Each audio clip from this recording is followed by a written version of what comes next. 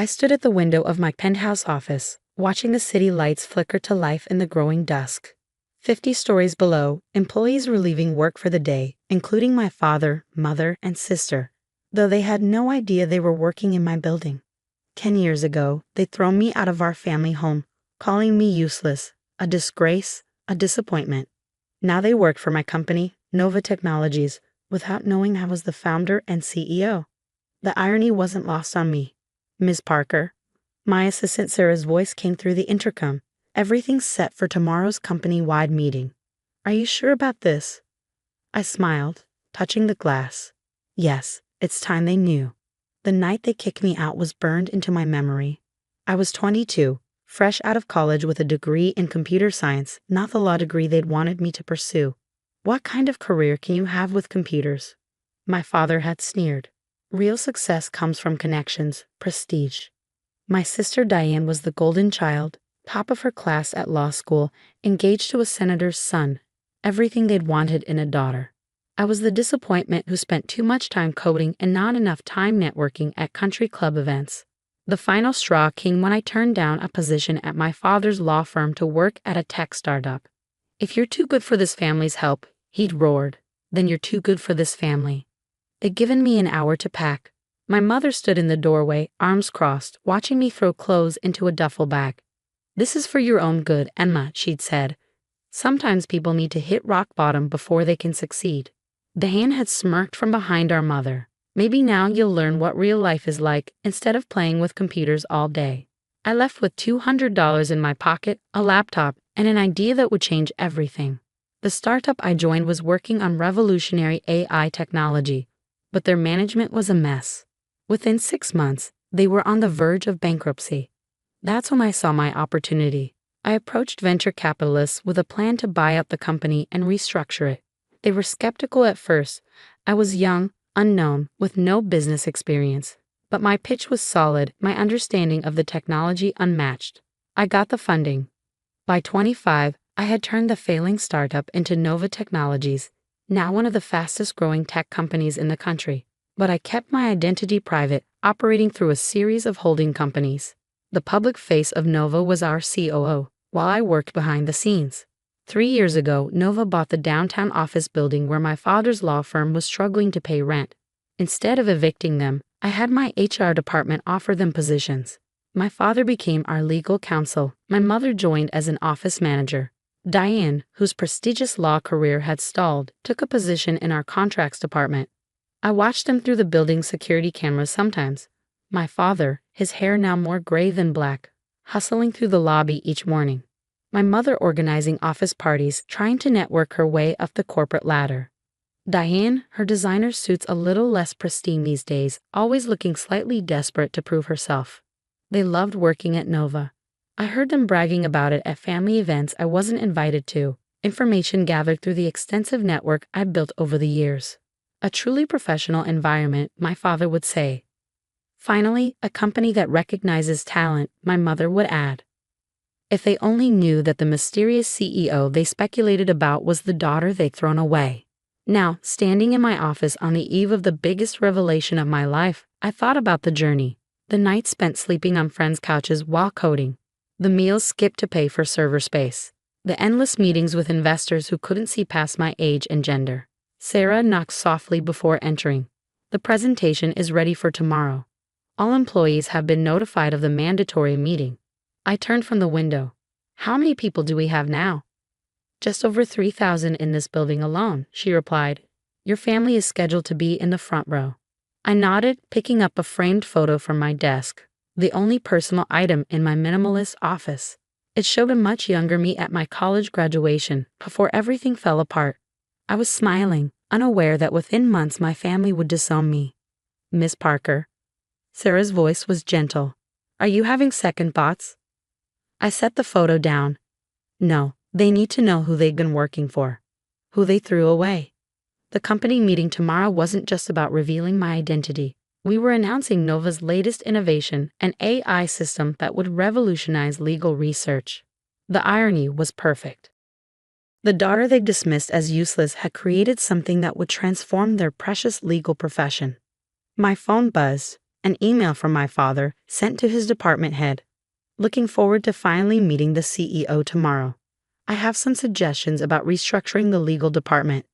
I smiled. He still thought he knew best, still believed his connections and traditional approach were the key to success. Tomorrow would change everything. Sarah handed me a folder. Your speech for tomorrow. Though I suspect you won't need it. 10 years, I mused, taking the folder. 10 years of building this company, of watching them work here without knowing. Tomorrow they'll finally understand what they threw away. But as I looked out over the city again, I realized this wasn't about revenge. It was about showing them, showing everyone, that success doesn't always look the way they expect. Sometimes it comes from the person they least expect, the one they underestimated, the one they call useless. Sarah, I called as she reached the door. Make sure the security team is ready. Tomorrow might get emotional. She nodded, understanding.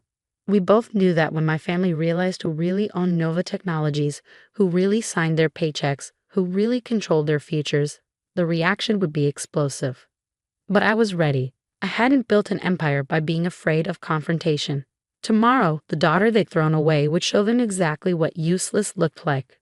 The company auditorium was packed. 3,000 employees filled every seat, the air buzzing with anticipation. For 10 years, Nova Technologies' CEO had remained a mystery. Today, that would change. I watched through the two-way glass of the preparation room as my family took their places in the front row. My father straightened his tie, probably rehearsing whatever speech he planned to give the CEO about legal department improvements. My mother smoothed her skirt, no doubt planning to mention her many social connections. Diane checked her makeup, likely hoping to finally meet the person who could advance her stalled career. 2 minutes, Sarah murmured, handing me a bottle of water. I took a sip, studying my reflection. Gone was the uncertain 22-year-old they'd thrown out. In her place stood a CEO in a perfectly tailored suit, someone who controlled not just a company, but an empire. The CEO took the stage, beginning his introduction. I waited in the wings, listening to him list Nova's achievements, the AI innovations, the market dominance, the revolutionary new legal research system we were announcing today. And now, he said, the moment you've all been waiting for. Please welcome Nova Technologies' founder and CEO. I stepped into the spotlight. The auditorium fell silent. Then I heard it, my mother's sharp gasp, my father's strangled sound of disbelief, Diane's coffee cup hitting the floor. Good morning, I said into the microphone, my voice steady. I'm Emma Parker, though some of you knew me by a different name once. Welcome to my company. The audience erupted in murmurs. Employees who'd worked with me for years were connecting the dots, realizing their mysterious CEO had been among them all along, quietly building something extraordinary. 10 years ago, I continued, I was told I was useless, that my interest in technology was a waste of time, that real success only came through traditional paths and social connections. My father's face had turned ashen. My mother gripped her armrests so tightly her knuckles were white. Those people who dismissed me, they've been working in this building for the past 3 years. In fact, they're sitting right here in the front row. All eyes turned to my family. Recognition dawned on faces throughout the auditorium, the legal counsel, the office manager, the contract specialist who'd spent years trying to network their way to the top. But this isn't about revenge, I said, my voice softening. This is about innovation. About seeing potential where others see nothing. About believing in yourself when no one else does. I clicked a button, and the screens behind me lit up with demonstrations of our new AI legal research system. Today, we're announcing technology that will transform the legal profession. Ironically, it was developed by someone who was told she was wasting her time with computers. The presentation that followed was flawless. The system was revolutionary, capable of analyzing millions of legal documents in seconds, predicting case outcomes with unprecedented accuracy, transforming how law firms operated. My father's face shifted from shock to understanding as he realized that his useless daughter had just made his entire approach to law practice obsolete. When the presentation ended, the applause was thunderous. Employees stood, cheering not just for the innovation, but for the revelation that their CEO had been one of them all along. Security quietly escorted my family to my office. I finished taking questions from excited employees, then made my way upstairs. They were waiting when I walked in, my father pacing, my mother perched on the edge of a chair, Diane staring out the window at the city below. How? My father finally managed. How did you build a multi-billion-dollar company? I finished for him. With the skills you dismissed, the technology you mocked, the determination you tried to break. Emma, my mother started, her voice quavering. We only wanted what was best for me. I sat down behind my desk, my real desk, not the modest workspace they'd seen me using. No, you wanted what looked best to your friends. There's a difference. Diane turned from the window. All this time, you were our boss. Ironic, isn't it? I picked up the graduation photo from my desk. The daughter you threw away ended up signing your paychecks. My father straightened, trying to regain some authority.